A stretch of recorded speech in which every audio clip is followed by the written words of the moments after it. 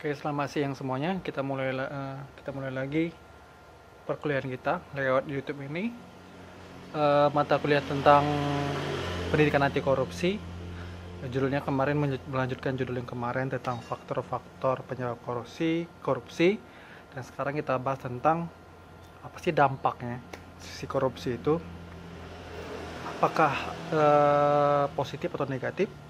Apakah ada dampak positifnya atau ada lebih besar dampak negatifnya? Yang pastinya lebih besar dampak negatifnya daripada dampak positifnya. Ada nggak dampak positifnya sebelumnya kan? Menurut saya ada dampak positifnya. Dampak positifnya itu bukan ke masyarakat luas, tapi dampak positifnya ke pelaku si koruptornya. Dia tambah kaya, dia tambah bahagia mungkin dengan uang banyak yang dimilikinya. Ya, itu mungkin dampak positif untuk dia ya. Tapi yang pasti berdampak negatif untuk semua orang. Yang pasti korupsi itu memiliki daya rusak yang sangat-sangat tinggi. Korupsi itu merusak. Alasannya sederhana. Yakni karena keputusan-keputusan penting diambil berdasarkan pertimbangan-pertimbangan pribadi. Bukan pertimbangan umum, tapi berdasarkan pertimbangan-pertimbangan pribadi. Tanpa memperhitungkan dampak atau akibat-akibatnya bagi publik. Jadi dia hanya mementingkan dirinya sendiri tanpa mementingkan kepentingan publik ya. Sebenarnya itu ada sesuatu hal yang mungkin dipergunakan untuk publik, tapi untuk kepentingan pribadinya ya seperti itulah korupsi ya. Dana-dana yang seharusnya untuk ke masyarakat malah dipotongnya untuk kebutuhan pribadinya. Korupsi itu memiliki dampak negatif. Jika dikalkulasi, dampak negatifnya tentu lebih banyak, lebih besar ya. Sebuah studi di Maroko menyimpulkan korupsi dalam sistem Maroko tidak dapat membantu efisiensi kaum pengusaha dan pembentukan modal. Dalam hal ini, sistem ini korupsi hanya menguntungkan satu fungsi, yaitu kelangsungan rezim. Itu tadi ya, korupsi itu hanya menguntungkan salah satu pribadi atau salah satu kelompok, bukan untuk kepentingan umum, tapi untuk pribadi atau kelompok tertentu.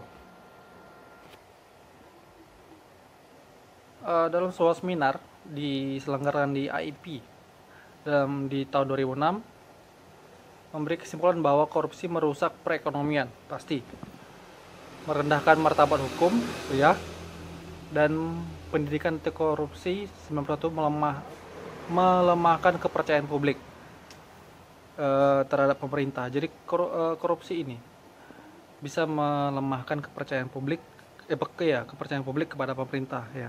Kayak teman-teman ya, mungkin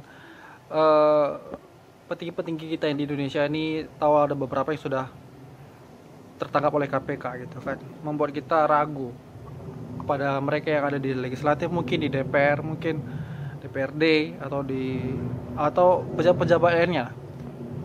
Yang pasti kita berpikir bahwa mungkin mereka korupsi ya kan, mungkin mereka memotong anggaran atau lainnya gitu kan, sehingga dampaknya apa? Kurangnya kepercayaan masyarakat kepada pemimpin-pemimpinnya gitu kan, kepada orang-orang yang ada di atas itu gitu. Jadi dampaknya seperti apa lagi sih gitu kan? Korupsi memiliki dampak yang hebat, utamanya terhadap ekonomi. Sebagaimana dituturkan dari Mashal 2011 bahwa korupsi menyebabkan 6 hal. Pertama itu investasi menjadi rendah, termasuk investasi langsung dari luar negeri. Kenapa rendah? Karena orang luar negeri pun tidak mempercayakan modalnya, uangnya masuk ke Indonesia, mungkin ya, ke Indonesia karena ya korupsinya tinggi gitu kan. Angka korupsinya tinggi di Indonesia, jadi mereka nggak percaya memasukkan modalnya ke Indonesia, berinvestasi di Indonesia. Tentunya investasi itu bisa membuat dampak positif ke Indonesia. Banyak orang luar berinvestasi, jadi Indonesia lebih produktif karena dana yang dikuncurkan banyak ke Indonesia gitu, karena investasi. Tapi apa? orang nggak percaya gitu kan, karena tingkat korupsi yang tinggi. Kedua, mengurangi pertumbuhan ekonomi. Jadi tidak ada investasi, yang pasti pertumbuhan ekonomi juga lambat atau mungkin tidak tumbuh gitu kan. Itu bisa dibilang dampak yang berantai kan, turun temurun gitu ya. Ketiga, mengubah komposisi belanja pemerintah dari aktif sangat produktif menjadi aktif kurang produktif. Itu dia. Jadi itu tadi, pertumbuhan ekonomi rendah, tidak ada produktif, tidak ada produksi, akhirnya apa? Pertumbuhan ekonomi rendah gitu kan. Kenapa bisa rendah? Karena tidak ada investasi masuk ke negara tersebut gitu kan. Keempat, ketidaksamaan dan kemiskinan menjadi lebih besar. Wow, kemiskinan menjadi lebih besar. Jadi angka kemiskinan menjadi lebih besar. Kalau angka kemiskinan menjadi lebih besar, bagaimana? Lebih bahaya ya. Yang pasti itu berpengaruh sama kesehatan, itu berpengaruh kepada pendidikan, itu berpengaruh sama kemajuan bangsa itu sendiri. Karena angka kemiskinan menjadi lebih tinggi. Kalau orang kurang berpendidikan, akhirnya apa? Melakukan hal-hal yang tidak diinginkan gitu. Tapi kok bisa dibilang, kok kita pikir-pikir, sebenarnya orang-orang yang korupsi itu orang yang berpendidikan gitu ya. Orang yang korupsi itu, yang orang-orang petinggi-petinggi itu malah orang-orang yang berpendidikan. Tapi kenapa mereka melakukan tindakan korupsi gitu ya? Mereka berpendidikan, tapi mereka tidak punya iman, mereka tidak punya moral, mereka tidak punya kepedulian terhadap sesama, kepedulian mereka terhadap publik. Mereka hanya mau memperkaya diri mereka sendiri.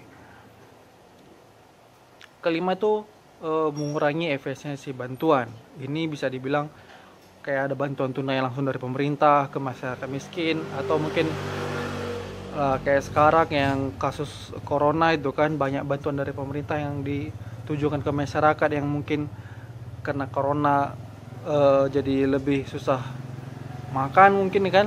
Nah, itu menjadi ada istilahnya, itu sebuah peluang untuk para koruptor untuk melakukan tindak korupsi gitu ya. Kayak ada mungkin bencana alam, jadi ada bantuan langsung dari pemerintah untuk korban, tapi di tengah jalan mungkin ada pemotongan oleh ya koruptor gitu ya.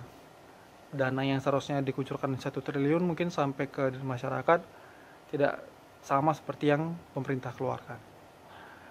Keenam, menyebabkan negara mengalami krisis. Kaitannya dengan ekonomi, menurut FATF atau OECD 2011, korupsi mengganggu kinerja ekonomi, berkurangnya investasi swasta. Itu tadi ya. Ini menurut lain lagi ya, mengurangi penyediaan infrastruktur publik ya. Kita tahu Pak Jokowi sekarang sedang gencar-gencarnya membangun infrastruktur, tidak berpusat ke Pulau Jawa, tapi berpusat ke kita yang di daerah timur gitu ya. Jadi kalau korupsi juga semakin merajalela, yang pasti infrastruktur juga mungkin tidak akan terjadi begitu ya. Mengurangi penerima pajak. Dulu ada kasus yang namanya Gayus Tambunan gitu ya. Itu orang pajak yang terkenal itu orang yang terkenal dengan kasus penggelapan pajak gitu ya. Jadi korupsi itu mengurangi penerimaan pajak. Kita tahu bahwa penerimaan pajak itu salah satu pendapatan negara gitu kan, dimana pajak itu yang dikumpulkan oleh negara akan dikembalikan ke masyarakat dalam bentuk apa? Bantuan langsung mungkin, dalam bentuk apa? Infrastruktur gitu ya, dalam bentuk pendidikan, dalam bentuk kesehatan ya. Itu semua dari penerimaan pajak gitu. Bahkan dapat merusak formasi modal manusia. Korupsi menjadi penghambat pertumbuhan ekonomi.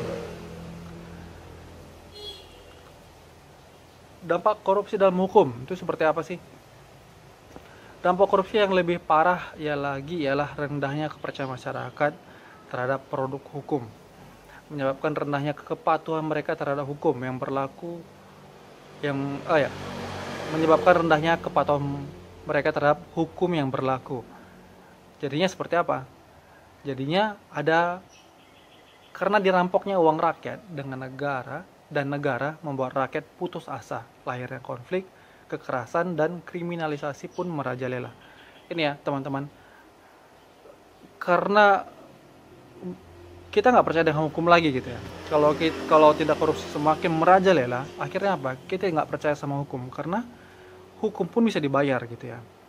Mereka yang punya uang bisa membayar hukum gitu kan. Jadi kayak kesannya tuh hukum tuh maju tak gentar membela yang bayar gitu ya. Itu kalau korupsi makin merajalela. Kesannya jadinya kayak tumpul ke atas, tajam ke bawah gitu kan. Jadi karena bisa dibilang kekecewaan masyarakat lah kan, kekecewaan masyarakat sama produk hukum, akhirnya apa? Terjadilah konflik. Konflik itu sangat merugikan. Merugikan siapa? Merugikan semua orang yang ikut dalam konflik tersebut. Kekerasan dan kriminalitas pun bakal terjadi. Kalau dalam hukum, kalau dalam politik seperti apa? Sejak penyelenggaraan pemilu 1999, politik uang telah merambak dan memainkan peranan dalam merusak format politik. Jadi kayak kemarin yang saya bahas tentang faktor penyebab korupsi itu kan adalah politik ya. Dampaknya seperti apa gitu kan. Jadi kan banyak sekarang orang dalam sistem pemilu itu kan, dalam pemilihan umum itu kan banyak orang memakai uang gitu kan untuk memperlancar tujuan dia lah, untuk meraih kekuasaan seperti itu. Jadinya seperti apa? Mereka mengguncurkan dana sebesar-besarnya mereka punya, sebanyak-banyak yang mereka punya mereka guncurkan. Kalau tidak uang mungkin mereka jual tanah atau apa lagi gitu kan, atau mungkin uang yang mereka dapat itu uang dari hasil korupsi juga, kita nggak tahu gitu. Semua uang yang mereka punya mereka keluarkan, dan akhirnya apa? Mereka dapat kekuasaan. Setelah mereka dapat kekuasaan, apa yang mereka buat? Tentunya mengembalikan modal mereka ya, mengembalikan modal mereka yang selama ini mereka keluarkan begitu besar untuk partai mungkin, untuk tim suksesnya, untuk saksi-saksi. Akhirnya apa? Mereka akan mencari modal kembali ya. Dengan cara apa? Dengan cara yang mungkin menurut mereka cara yang singkat gitu kan, yang bisa menghasilkan uang banyak, ya pasti dengan korupsi kembali gitu kan. Jadi penting sekali nanti saat pemilihan pilkada mungkin kan, pemerintah daerah, legislatif gitu kan, sangat penting sekali kita tuh mengetahui siapa sih yang kita pilih gitu kan. Apakah mereka memainkan peran uang dalam pemilihannya gitu kan, apakah itu layak kita pilih gitu kan, atau mungkin kita malah memilih mereka yang membayar kita gitu, mereka yang membayar suara kita gitu. Yang pasti kalau kita tetap memilih mereka, korupsi di negara ini nggak akan selesai. Budaya ini akan nggak selesai. Saya percaya kayak korupsi ini bisa menular gitu ya. Kita melihat orang di atas korupsi, mungkin kita juga di bawah bisa korupsi. Mereka yang di atas korupsi, kenapa kita tidak bisa gitu. Jadi itu kesannya bisa korupsi itu bisa menular gitu. Itu dampak yang sangat-sangat parah. Korupsi itu melanggar dan mengganggu hak asasi manusia, khususnya hak yang seharusnya dimiliki oleh anak, gitu ya kan. Transparency International 2019 mencatat bahwa korupsi berdampak pada terlanggarnya hak anak untuk hidup, khususnya hak untuk memperoleh pendidikan dan pelayanan kesehatan. Jadi kita tahu bahwa anak itu adalah masa depan sebuah bangsa, masa depan suatu bangsa gitu kan. Jika sejak dini mereka tidak dididik, jika sejak dini mereka tidak sehat, maka hancurlah negara tersebut, hancurlah bangsa tersebut, tidak punya masa depan, karena semua masa depan ada di tangan anak-anak. Jadi